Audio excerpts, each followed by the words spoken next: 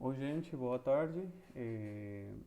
A partir de agora eu vou tentar passar para vocês toda semana as aulas a través de vídeos, né? Eu vou postar lá no plano de aulas, né? O vídeo eh, em um endereço lá do YouTube, né? Eu vou postar também o PowerPoint, né?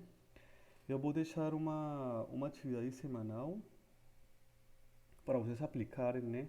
O que a gente viu eh, na, no vídeo, né? Na videoaula, né? E eu vou abrir um fórum semanalmente, né, para vocês postarem as dúvidas, a gente conseguir discutir um pouco essas dúvidas que vocês podem chegar a ter em relação à aula. Eu quero aclarar, né, esse fórum ele vai ser considerado como a presença de aula, né? Então, obviamente, pelo menos ele vai estar aberto durante 7 dias, né? E, igualmente, a atividade também vai estar aberta durante 7 dias. Ele vai ser válido como presença, né? De que vocês realmente estão entrando, estão realizando atividade, estão assistindo os vídeos, né?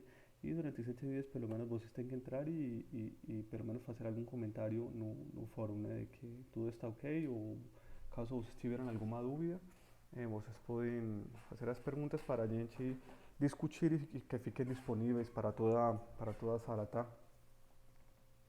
Igualmente, caso vocês considerem necessário, a gente pode fazer uma reunião semanal no horário de aula, numa reunião virtual, né? Tem um aplicativo que é o Hangout Meet, né? Aí eu vou pedir o favor a vocês, né? Que vão ter que abrir um e-mail institucional, né? O Marco, lá no portal da FAM, né? Ele está explicando para vocês o procedimento de como é que vocês abrem o e-mail institucional. Ele demora para ser fornecido para vocês mais ou menos 24 horas. E caso vocês precisem de uma aula virtual, vocês entram em contato, falam com o Cristiano, que é o representante da sala. Ele fala para mim: professor, próxima semana a gente vai precisar de uma aula virtual. Beleza? Então, no horário de aula, a gente senta, eu com o e-mail institucional de vocês faço o convite, a gente se reúne e discute as dúvidas pertinentes relacionadas com a aula que foi postada no portal durante essa semana, beleza? Então eu vou pedir para vocês que caso precisem dessa ferramenta, né, eh, conversam com o Cristiano e o Cristiano fala: José, próxima semana a gente vai precisar, e beleza, então eu mando o convite para todo mundo na sala e quem estiver com dúvida entra no bate-papo lá, a gente entra lá e conversa lá na videoaula e a gente esclarece algumas dúvidas, né? Então, em relação com as aulas, lembrem que na última aula a gente estava falando sobre a implementação de princípios eh, baseada na experiência para confirmar a adequação de um projeto de processo, certo?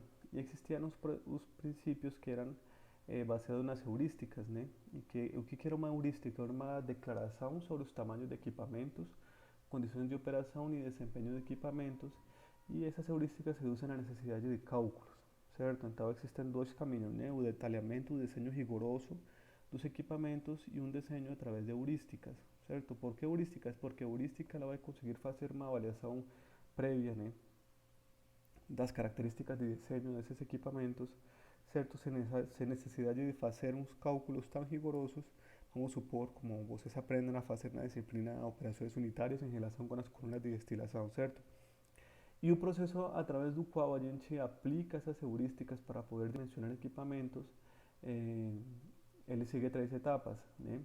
E essas 3 etapas são chamadas de par, né? Que primeiro a gente vai fazer uma predição, depois a gente vai fazer uma autenticação, né?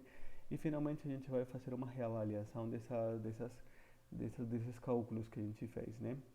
Quando a gente vai aplicar as heurísticas, a gente viu que a gente pode seguir dois caminhos. Um caminho era considerando números adimensionais e outro caminho era considerando as heurísticas como tal, certo? Então, esse exemplo número um, ele está relacionado com a aplicação de números adimensionais. Eu falava para vocês que isso aqui era um procedimento parecido quando a gente calculava o valor do coeficiente de transferência de calor por convecção na disciplina Fenômenos de Transporte 2, né? A gente utilizava diferentes números adimensionais, bem parecidos, certo? Então, o que a gente precisa para poder calcular essas condições de desenho utilizando esses números adimensionais para o caso de dimensionamento de equipamentos, né? Eu preciso o valor de desenho em uma condição conhecida, certo? E eu vou calcular algum valor de desenho em uma condição desconhecida.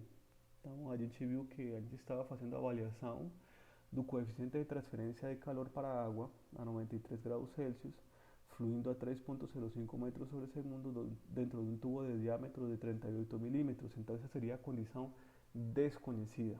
E a gente vai avaliar o que? O coeficiente de transferência de calor, certo? Então vocês sabem que o coeficiente da condição conhecida é o coeficiente de transferência de calor da água a 21 graus Celsius, 1,83 metros sobre segundo, e esse coeficiente nessas condições é de 5.250 watts metro quadrado graus Celsius. E a gente seguia esse procedimento par, né, para estabelecer o coeficiente de transferência de calor nas novas condições, certo? A primeira condição, a primeira etapa, né, era fazer uma previsão, né? A gente estava supondo que a velocidade e a temperatura não tinham um efeito no coeficiente de transferência de calor previsto, né? Então essa era uma tese que a gente ia avaliar nessa metodologia, certo? Então a velocidade e a temperatura não têm um efeito no coeficiente de transferência de calor, quer dizer que ela não vai, esse número adimensional ele vai ser 1, certo? Então a gente vai verificar isso lá na metodologia. O seguinte passo era autenticar, que era usando as propriedades, a gente vai descobrir que o número de Reynolds para a água dentro dos tubos ele seguia um fluxo turbulento, né? Então a gente tinha uma correlação que é a correlação H de K igual a 0,023, o diâmetro, velocidade, densidade, viscosidade elevado a 0,8, capacidade calorífica, viscosidade, a condutividade térmica elevado a 1/3. Essa equação, eh, essa equação ela é a equação que é utilizada para poder fazer o cálculo do valor do K. Se vocês observam aqui no ponto número 4, essa equação é chamada de equação de Sider-Tate, né? Uma equação que serve para relacionar todas essas variáveis. Só que essa equação ela é válida para fluxo turbulento, certo? Quer dizer o quê? Que a gente primeiro precisa avaliar se o fluxo dentro da tubulação, nessas condições, ele é turbulento, e caso ele for turbulento, a gente pode aplicar essa equação, beleza? Então, inicialmente a gente calculou o número de Reynolds, beleza? Esse número de Reynolds ele depende do quê? Das velocidades, da densidade, do diâmetro da tubulação e das viscosidades. A gente calculou o valor do número de Reynolds, 71 por 10 a 3, e a gente verificou que esse número de Reynolds, esse fluxo dentro da tubulação é um fluxo turbulento. E para esse caso a gente pode aplicar a equação de Sider-Tate, certo? Na tabela na parte inferior vocês podem observar as diferentes propriedades que a gente vai considerar na condição desconhecida, que seria 93 graus Celsius, e 21 graus Celsius, que seria a condição conhecida. Quais propriedades a gente considera? Densidade, condutividade térmica, capacidade calorífica e viscosidade, certo? Então, nas aulas anteriores, a gente fez o quê? A gente, a partir da equação de Sider-Tate, a gente isolou o valor do H, certo? Como vocês podem observar, nessa equação de Sider-Tate, algumas variáveis, elas aparecem mais de uma vez, certo? Então, por isso a gente precisa isolar H e juntar todas as variáveis para que elas fiquem com um único expoente, certo? Então, numa instância inicial, a gente fez isso, certo? Isolou H e separou cada uma das variáveis. A gente separou densidade, capacidade calorífica, viscosidade, a condutividade térmica, certo? Separadinhas, cada uma ia ficar com uma série de expoentes. A gente ia aplicar cálculos básicos, né, de matemática para juntar esses expoentes. E essa equação ia ficar H em função de todas as variáveis junto com seus expoentes, beleza? Depois a gente fazia o quê? A gente criava esses números adimensionais, considerando o traço, né, para identificar a nova condição que seria 93 graus Celsius, certo? Então, obviamente, como a gente está querendo criar números adimensionais, eu vou fazer a divisão da condição desconhecida, que seria a condição a 93 graus Celsius, dividido entre a condição conhecida. Como vocês podem observar, nesse momento, aparecem os diferentes números adimensionais. Então a gente fez o cálculo para chegar nessa equação na aula anterior. E aqui a gente estava validando a tese, né, de que a velocidade e a temperatura não possuíam influência no cálculo do valor do H, certo? Como vocês podem observar, a velocidade ela possui um fator de 1,5, certo? E a viscosidade ela possui um fator de 1,73, quer dizer que ela sí tem influência no cálculo do valor do H nas novas condições. Quais fatores eles não possuem influência? O diâmetro, certo? A capacidade calorífica, certo? Aproximadamente a capacidade, a densidade também não possui um efeito, né? Por quê? Porque seus valores são próximos de 1, certo? Se vocês percebem, H traço dividindo entre H é igual a um fator, certo? E esse fator é a relação entre o valor do H na condição desconhecida e o H na condição conhecida, certo? E a relação entre esses dois fatores é 2,725, certo? Quer dizer que alguns fatores eles vão ter influência ou não no cálculo do valor do H na nova condição que seria 93 graus Celsius, certo? E como vocês podem observar, esse postulado que a gente estava fazendo aqui, de que a temperatura e a velocidade não têm efeito, estava incorreto porque elas realmente sim possuem um efeito. E a gente nas aulas passadas a gente chegou a calcular o valor do H na nova condição, que era simplesmente multiplicar 2,725, que seria a relação dos valores do H, e o valor do H na condição conhecida, que seria 5.250, e ele é fornecido no enunciado do problema.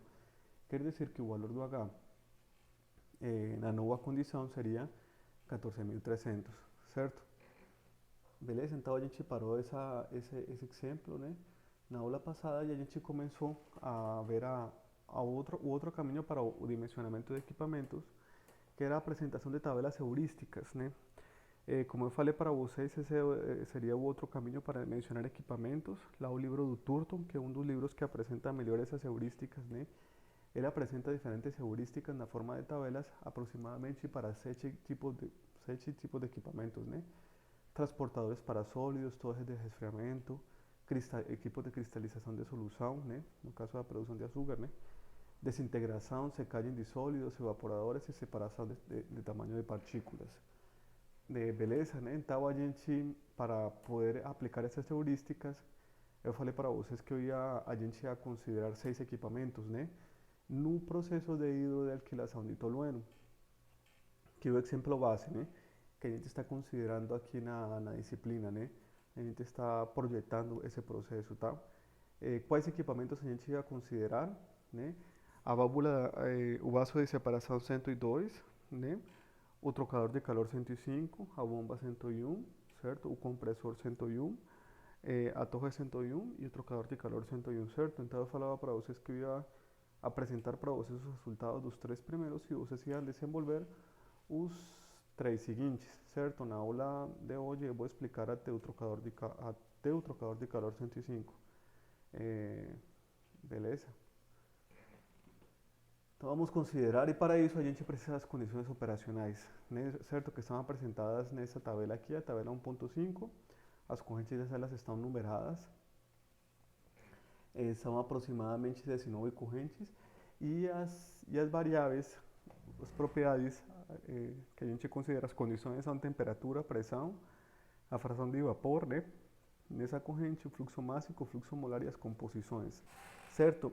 Existe uma outra tabela que seria a tabela 1.7 e ela apresenta para a gente os valores calculados de desenho dos equipamentos seguindo umas diretrizes um pouco mais elaboradas, né? Quando, um exemplo, a gente pode seguir heurísticas para desenhar uma torre de destilação e a gente pode seguir um procedimento um pouco mais detalhado para projetar uma coluna de destilação, que são os procedimentos que vocês vêem na disciplina operações unitárias, certo? Então a gente vai fazer o quê? A gente vai calcular as heurísticas, né? E a gente vai calcular esses resultados com os resultados fornecidos aqui nessa tabela 1.7 para verificar os cálculos. Beleza? Então aqui está a tabela 1.7 e a gente começou na aula passada com o vaso de separação 102, certo? Então essas seriam as heurísticas, né? A tabela 1.6 do livro do Turton, ela apresenta ao redor de 14 heurísticas. A gente, para projetar um equipamento, a gente não precisa de todas as heurísticas. A gente simplesmente vai selecionar de acordo com as condições de desenho que a gente estiver querendo calcular. No caso dos vasos de separação, as duas relações que a gente deve encontrar são o comprimento do diâmetro do vaso de separação, certo? Então, a gente vai utilizar essas heurísticas que levem para a gente a calcular essas variáveis. Caso a gente precisar calcular alguns outros detalhes do vaso de separador, a gente pega outro conjunto de heurísticas, beleza? Dessa tabela 1.6, certinho? Então, como a gente está querendo calcular o diâmetro e o comprimento, a gente vai utilizar dessa tabela 11.6, a gente vai considerar a heurística 3, que ela fala que o vaso separador ele tem uma configuração vertical, né? Pelo fato de ser um sistema de separação gás líquido, né? A gente considera esse sistema de separação vertical. A regra 4, ela fala que a relação entre o comprimento e o diâmetro, vamos seguir aqui a regra 4, né? A relação entre o comprimento e o diâmetro, ela se pode encontrar entre 2.5 a 5, certo? E um valor ótimo, né? Seria um valor de 3, certo? Beleza? A regra 5, o tempo de retenção do líquido é 5 minutos com base na metade do volume do vaso, certo? Quer dizer que do volume total eu vou considerar o tempo que demora em esvaziar a metade do volume do vaso e esse seria um volume de líquido, certo? E a regra número 9, que ela está falando da velocidade do gás, certo? E ela é calculada através de um fator K, as densidades tanto da fase sólida como da fase líquida, e esse valor de K ele é dependente de duas coisas principalmente. Vamos lá para a regra número 9. Essa regra número 9, ele fala que eu posso trabalhar essa equação em dois sistemas de unidades, né? Um sistema de unidade que seria um sistema de unidades inglês e outro sistema de unidades internacional, né? Então vamos pegar o primeiro exemplo que seria, adicionalmente a gente considera vasos de separação com um separador inicial que está falando mesh de entrainer, né? Que é um separador de fases inicial, que são os defletores, né? Então, quando a gente pode considerar ou não esses separadores de fases iniciais nos dois sistemas de unidades, beleza? Então, a gente poderia considerar essas duas características, né? Então, aplicando diferentes heurísticas, como vocês podem observar, a gente considera um valor de K para o cálculo da velocidade do fluxo de gás como sendo 0.0305. Então, é o caso, se a gente vai lá para a tabela 0.05,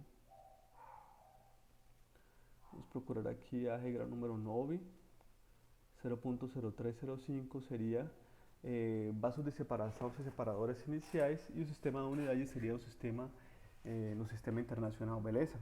Então quer dizer que essa seria a condição que a gente está considerando, beleza? Na regra 12 a gente fala que um bom desempenho é obtido entre 30 e 100% da velocidade, então a gente não vai considerar o cálculo total da velocidade. Entre 30 e 100% é um valor adequado. E valores típicos são de 75% desse valor calculado, certo? Então a gente vai calcular primeiro a velocidade da fase gasosa. Para calcular a velocidade da fase gasosa, a gente precisa do quê? Inicialmente a gente precisa dos fluxos máxicos, certo? Então a gente viu que para calcular o fluxo de vapor e o fluxo de líquido, a gente precisa de quê? Dos fluxos máxicos, e para isso a gente vai lá para as tabelas, né? A tabela 1.5, ¿por quê? Então, vamos lá para a tabela 1.5, vamos lá para o desenho também. Se vocês observam aqui o vaso de separação no topo, ela faz referência à corrente número 8, e o fluxo que está saindo pelo fundo, certo? Esse fluxo que está saindo pelo fundo é um fluxo líquido. Só que pelo princípio de conservação de massa, se vocês observam, bem embaixo do vaso de separação 102 está uma válvula de expansão, certo? Quer dizer que esse fluxo líquido ele vai se transformar em duas fases que vão ser separadas no vaso de separação 103. Pelo princípio da conservação da massa, o fluxo que sai no fundo do vaso de separação 102 seria a somatória dos fluxos máxicos 17 e 18, certo? Então a gente para isso vai para calcular o fundo que está saindo no vaso de separação 102, a gente vai fazer a somatória das correntes 17 e da corrente 18. Como vocês podem ver aqui, o cálculo de fluxo de vapor seria a corrente número 8. Se a gente vai lá para a tabela, seria 9.200 kg por hora. Vamos lá para a tabela para a gente poder conferir. Fluxo número 8. Fluxo másico, ele está em toneladas por hora, 9.2. Se a gente transformar a quilogramas por hora, seriam 9.200 kg por hora, certo? E no caso do fundo, a gente tem que fazer a somatória das correntes 17 e 18, 17 e 18, né? E ela está representada aqui no fluxo líquido, corrente 17 e corrente 18, a gente faz a somatória, certo? E igualmente a gente tem as condições de pressão e de temperatura. Um ponto que a gente estava discutindo na aula passada era o cálculo das densidades, da densidade do vapor e da densidade do líquido. Eu cheguei a conferir lá nas tabelas 1.7, esse valor não está definido lá. O único que a gente pode fazer, caso a gente não tiver os valores das densidades, a gente pode utilizar alguma correlação, né? As correlações para o cálculo de densidades em fase gasosa, elas são dependentes da temperatura. E para o caso dos líquidos, a gente pode utilizar as composições e a densidade de cada componente individual e calcular a densidade da mistura, certo? Então eles já fornecem esses dois valores aqui, eles não precisam procurar lá no livro, porque eu não cheguei a achar. O que eu cheguei a pensar foi para cálculo da densidade de vapor, a gente pode com pressão e temperatura calcular a densidade para líquidos, a gente pode utilizar as frações junto com a densidade dos componentes individuais, tá? Aplicando a regra número 9, a gente pode ir substituindo na equação para o cálculo da velocidade em fase gasosa, a gente vai substituir esses valores e a gente obtém um valor de 0.313 metros sobre segundo, certo? Como a gente estava vendo lá na regra 12 que um valor típico é um 75% desse valor, então a gente vai multiplicar por 0.75, quer dizer que a velocidade da fase gasosa é 0.23 metros sobre segundo, certo? Então essa seria a velocidade, certo? Agora, o que a gente vai fazer? A gente vai calcular o fluxo máximo de vapor. Para isso, a gente tem o quê? A gente tem que o fluxo máximo de vapor de gás é igual ao quê? A multiplicação da velocidade, da densidade em fase gasosa, vezes πr quadrado sobre 2, que seria o valor da área transversal, né? Se a gente multiplica a velocidade vezes a área, certo? Eu teria metros cúbicos dividido entre segundos, certo? Isso seria fluxo volumétrico, né? E fluxo volumétrico vezes a densidade, que seriam quilogramas sobre metro cúbico, eu chego em fluxo máximo, certo?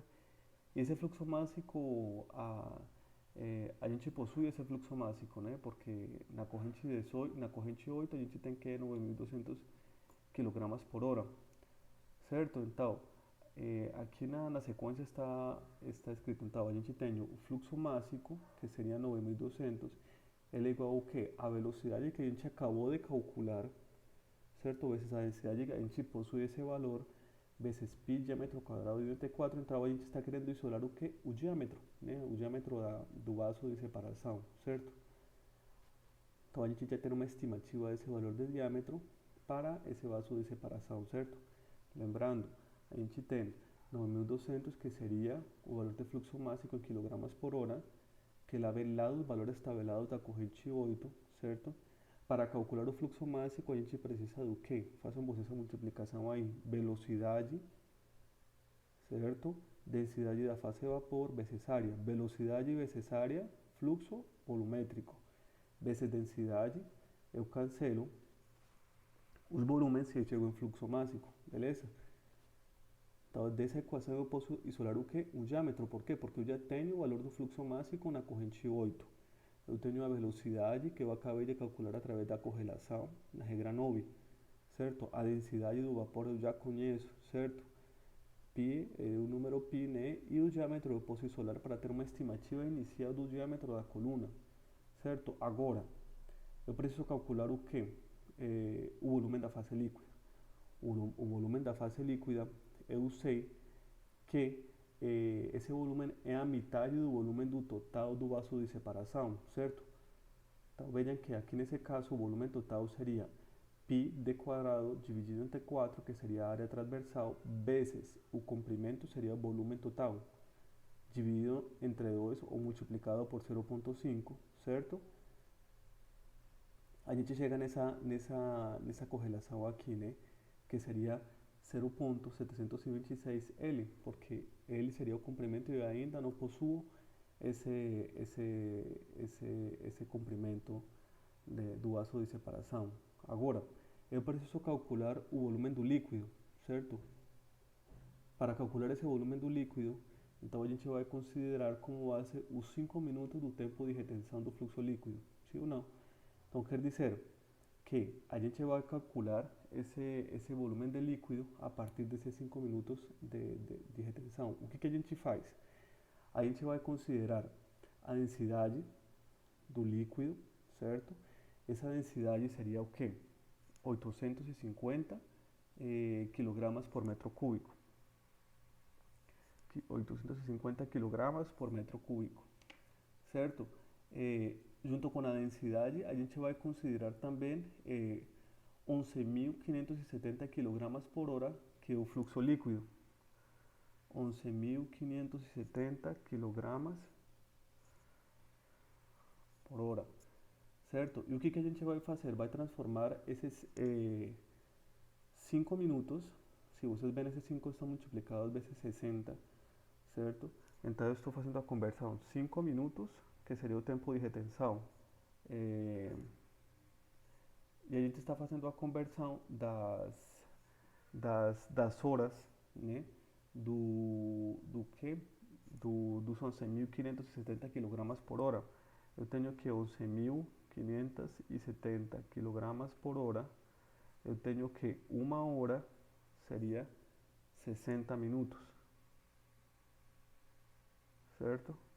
Estou fazendo a conversão de 11.570, estou fazendo a conversão para minutos para poder multiplicar pelos 5 minutos do fluxo do líquido. Então, eu estou multiplicando 5 vezes 60 vezes o valor de 11.570. Aí estou fazendo a conversão de 11.570 de quilogramas por hora, certo? A quilogramas por minuto, certo? E 850, que seriam quilogramas por metro cúbico, certo?